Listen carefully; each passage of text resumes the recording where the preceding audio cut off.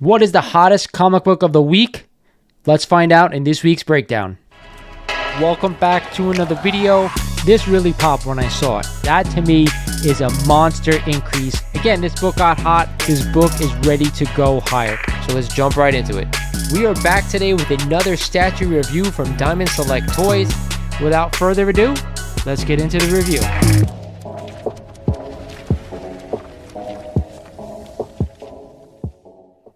What is going on, YouTube? This is Lawrence over at Mighty Comics Collectibles, and thank you for joining me for another Hot 10 list. That's right, if you guys are not familiar with what I do in this video, I take the 10 hottest comics according to the Key Collector app, and I break them down one by one, letting you guys out there know if I'm a buyer here at these prices, or if I'd be staying away, or possibly even selling. One other thing before I get into this video, guys, if you're liking my channel, do me a favor, go ahead and consider clicking that subscribe button for me.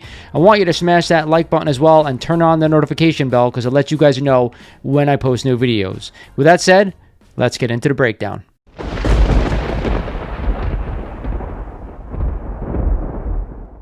At number 10 on this week's list is a copy of Wizard World Magazine #1 and this San Diego Comic-Con exclusive. To me, I used to love Wizard Magazine when I was growing up as a kid, and I always wanted to own this #1 issue. And right now, a CGC 9.0 just sold this week for only $700, up 8% over that 12-month rolling average. That is quite a jump, in my opinion, for this book. Again, a magazine or book that I've always wanted to own. However, there's no way in hell I'm spending $700 on a high-grade copy of one. You can go out and get just to have a copy in your collection and don't spend a lot of money. To spend $700 on this thing, I think is a little bit ridiculous, in my opinion. But hey, to each his own. If you want to own this book and you want to spend that kind of money, do yourself a favor, go ahead. But other than that, you know I'm staying away. At the 9th spot is a copy of Marvel Superheroes #20 and this iconic cover by Larry Lieber. But this is also a great Doctor Doom solo story. And a CGC 4.5 just sold last week for $347, up 17% over that 12-month rolling average. You guys know I love Doctor Doom, and I cannot wait for him to show up in the MCU. I also own a couple of Fantastic Four #5s, but you guys know I did a top 5 or top 10 Doctor Doom list not too long ago. This book wasn't on my list. It has come a long way over the past couple of years. I don't think, to me, I want to spend $350 on a mid-grade copy of this one. I'd rather put my money at a different Doctor Doom book like ASM 5, but like I said, to each his own. If you want to own this one, be my guest, pick it up, but for me, I just can't do it. At number 8 on this list is a copy of Submariner #1 and the first solo title featuring the Submariner in the Silver Age, and my god, that is a mouthful, like always. And a CGC 4.0 just sold last week for $365, up 2% over that 12-month rolling average. Now, we've been talking about this book for a better part of 2 years, how way back when you probably could have had this book for a decent deal. Now it has gone up so much because the Submariner has been introduced. I'm staying away from all Submariner books at this point. Again, if I really want to own a Submariner book, I'm probably going to go after Fantastic Four #4, the first Silver Age appearance of the Submariner. But to me, even that book has gotten a little bit too expensive for what it is. Regardless, you guys know I'm not doing it. I'm staying away from this one. I'd rather put my money towards something else. At number 7 on this list is a copy of Incredible Hulk #340 and this classic cover by the great Todd McFarlane. And right now, a CGC 9.6 will run you $575, up 26% over that 12-month rolling average. This book has been on and off the list for the better part of a couple of months. You guys know I love this book and I love the cover, but I can't justify spending almost $600 on a 9.6 copy of this book. Again, if you want to own a 9.8, I believe it's well over $1,000, but to me, even at that grade, I don't want to spend all that money on this book. I love the cover, I love Todd, I love Wolverine, the Hulk, but you know what? It's just, I'm not spending the money, guys. It's too much money. At number 6 on this list is a copy of Amazing Spider-Man #5 and this classic first battle between Spider-Man and Doctor Doom. And a CGC 2.5 just sold this past week for $1,100, up 15% over that 12-month rolling average. To me, this book is a Silver Age book. It is a first battle between two major characters. I do think this is a better buy over that Marvel Superheroes number 20, a book I own and I definitely want to pick up if you are a Doctor Doom fan and even a Spidey fan. Again, I'd rather own FF number 5, but I understand that it's not doable for a lot of people out there in the community. This is my number 2 book, all right, guys? This is the second one I'd be going to. A lot of other people would say Marvel Superheroes 20 or even FF Annual, I think number 1 or 2, whatever that Doctor Doom appearance is. Regardless, I love this one. I'm a buyer of this one all day long. At number 5 on this list is a copy of Ghost Rider number 1 and the first solo title featuring the Ghost Rider, and a CGC 7.0. Just sold the prior week for $792, up 13% over that 12-month rolling average.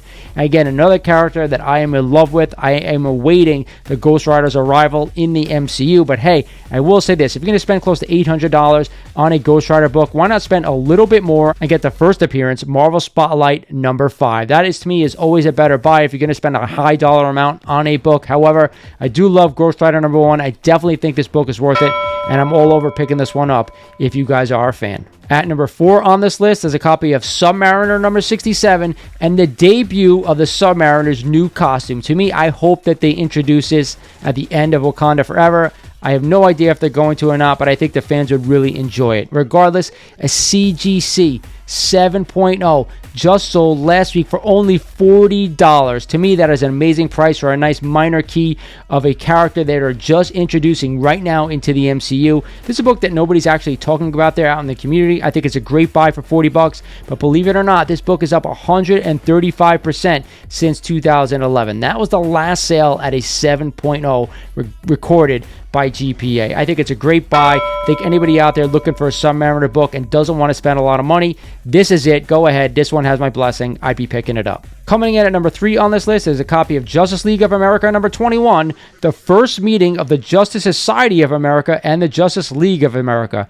Again, not a lot of DC books have been appearing on this list over the past year or so. Regardless, right now, a CGC 4.5 just sold last week for $280, up 14% over that 12-month rolling average. Again, like I said, not a lot of DC books. I am not a huge Justice League of America fan, but I know there are some big JLA fans out there, big Superman fans, and that team coming together. However, I am a huge Batman fan, and that's where I'd be putting my money. But hey, if you guys want to go out and spend $200-something on this book, I'm definitely for it. For me, I'm just not a buyer. At the 2 spot on this list is a copy of What Else? Man-Thing number 1 and the first solo Man-Thing in his own title. Again, this book has been on the list ad nauseum for the better part of a couple of months, dropping from the 1 spot down to the 2 spot this week, and a CGC 9.4 just sold last week for $640, up 6% since this month, October. Guys, I don't know who's the hell spending $600 and something on this book. I absolutely think you're out of your mind. You had a chance to buy these books maybe about 3 or 4 months ago. Now they have shot up week after week after week, and there's no end in sight. Do not be buying these books right now. I'd be selling them at all costs while you can.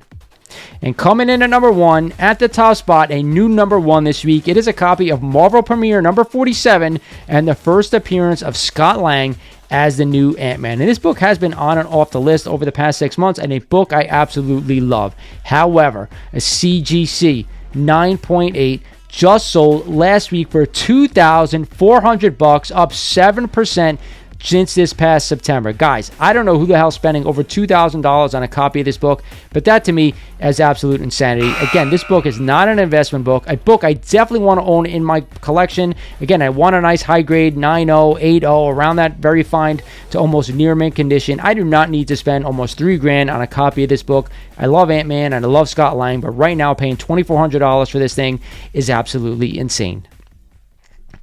That's it for the list this week, guys. I hope you enjoyed it. Some new books, some old books. Regardless, it is now time for my best buy of the week. And since I only have a couple of thumbs up this week, I'm going to go with Amazing Spider-Man number 5 and that first Spidey and Doctor Doom crossover. Again, a nice Silver Age book, a Spidey book, a nice Doctor Doom appearance. I think you can't go wrong with this one, even for the price. Hope you guys enjoyed this list. This is Lawrence over at Mighty Comics and Collectibles saying thank you for watching, and I'll talk to you guys soon.